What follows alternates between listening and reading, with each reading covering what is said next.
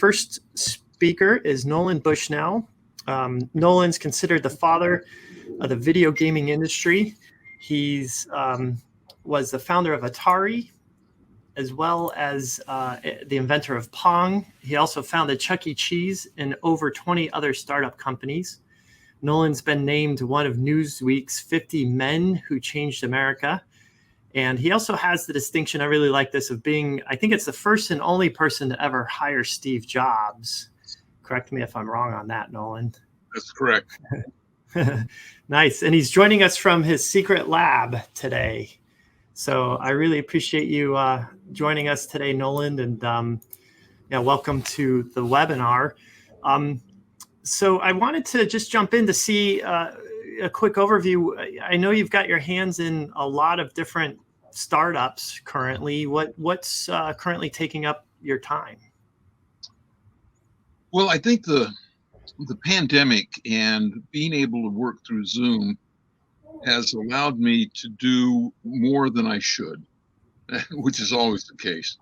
But I'm very, very involved in a learning startup. I've always been passionate about education and feeling that games and education really can change things for the better, and that kids need to learn differently and be problem solvers.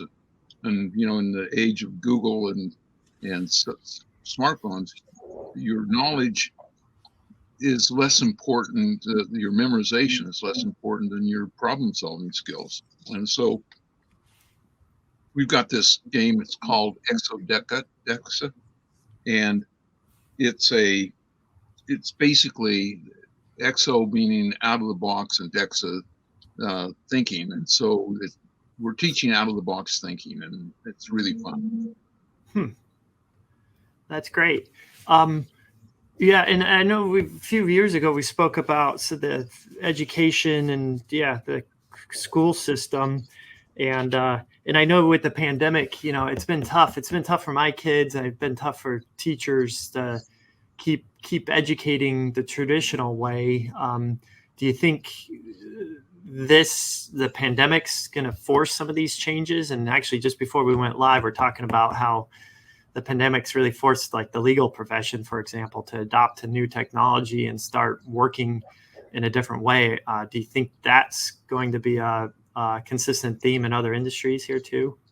Absolutely. I mean, right now, the school system that was basically created for the industrial worker has been broken for the last 50 years.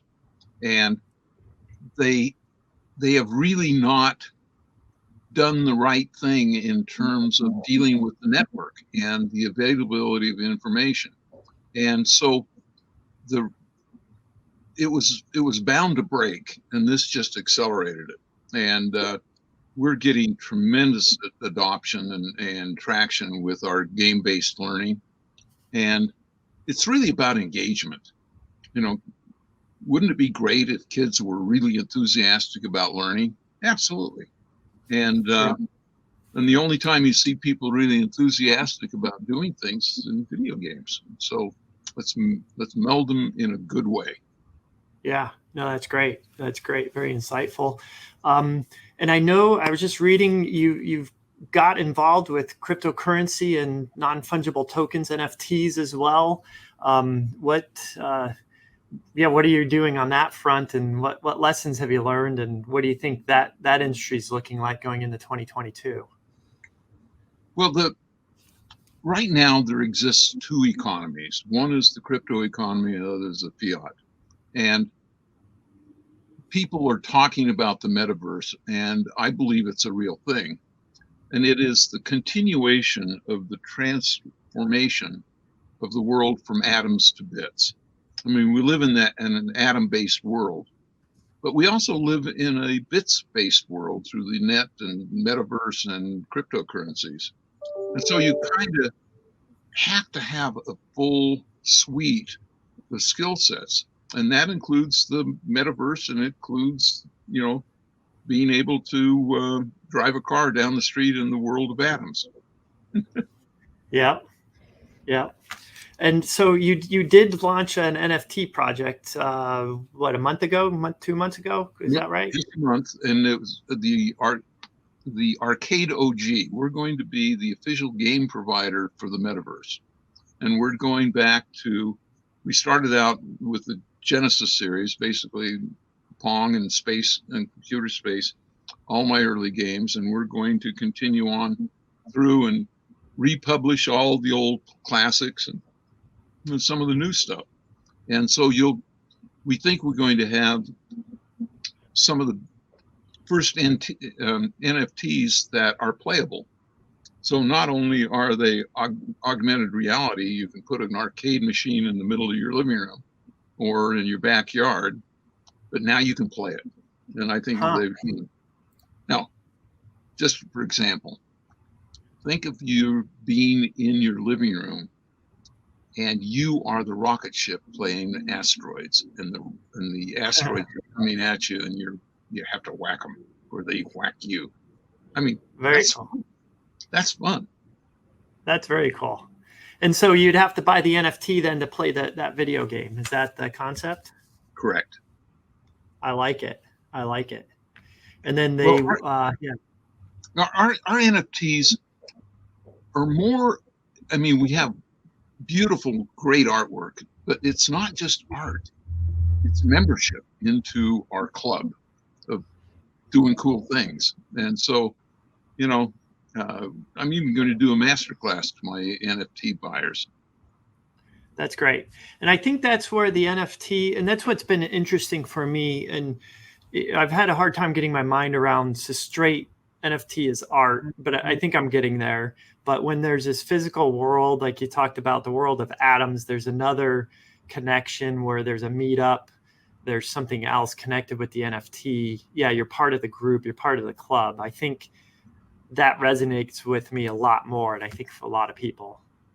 Absolutely. I mean, we buy a lot of things, and membership in a club, buying a ticket to an event, and buying a piece of art and having it as your own, having absolute rights to things. That's kind of fun. Yeah.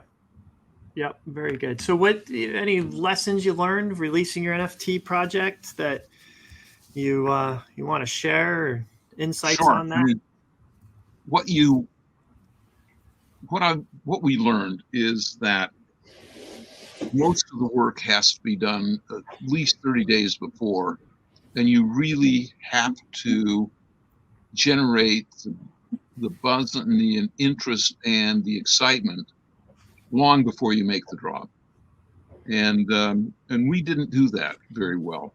I think that though we sold out in 3 minutes and did almost 500,000 in sales, we feel like we probably screwed up 90% of the way. I think we were really so young and dumb. No, old and dumb. I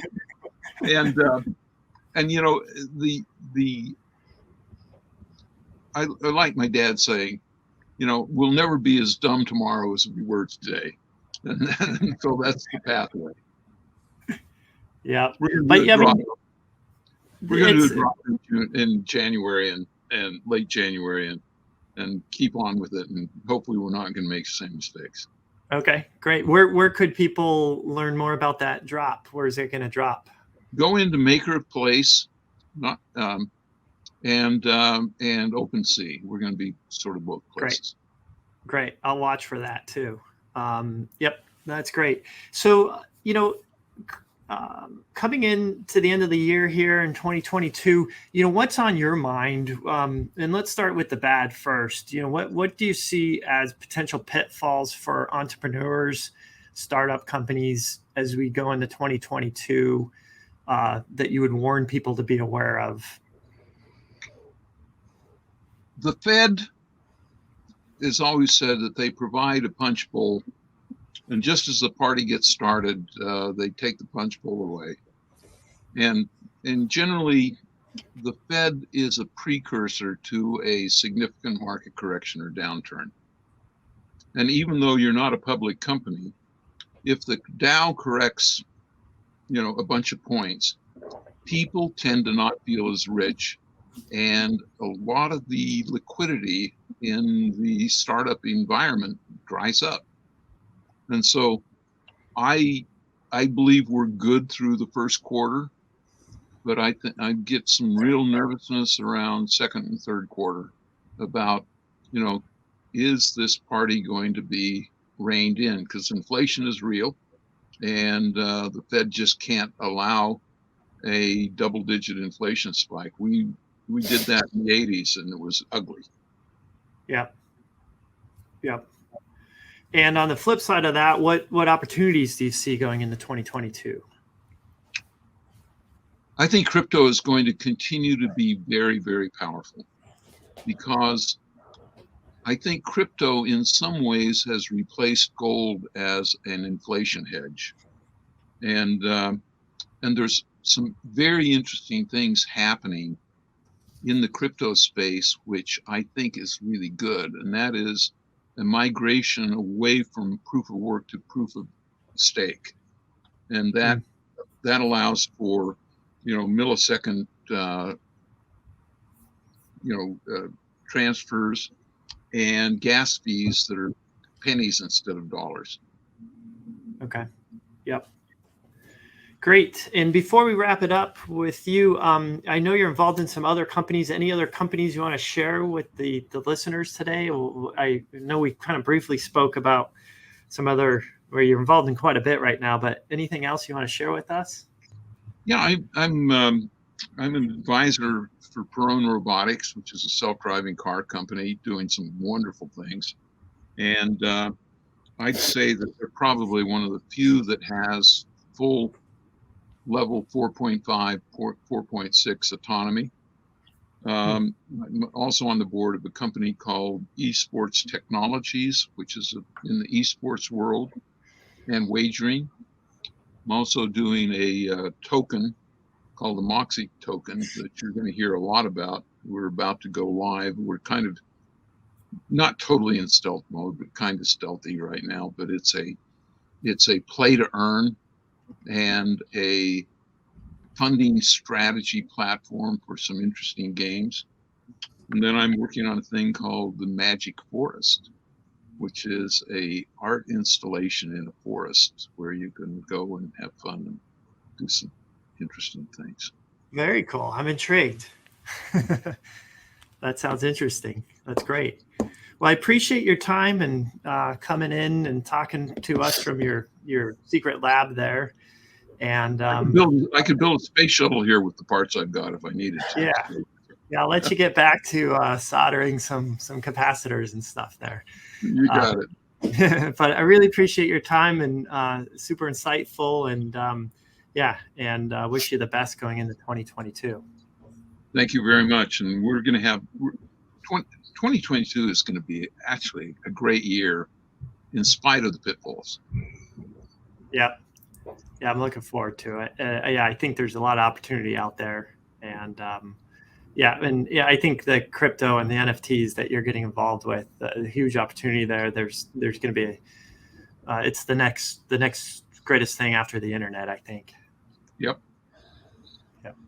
Great. Well, thanks, Nolan, and have a good rest of the day. Thank you very much. Be good. You too.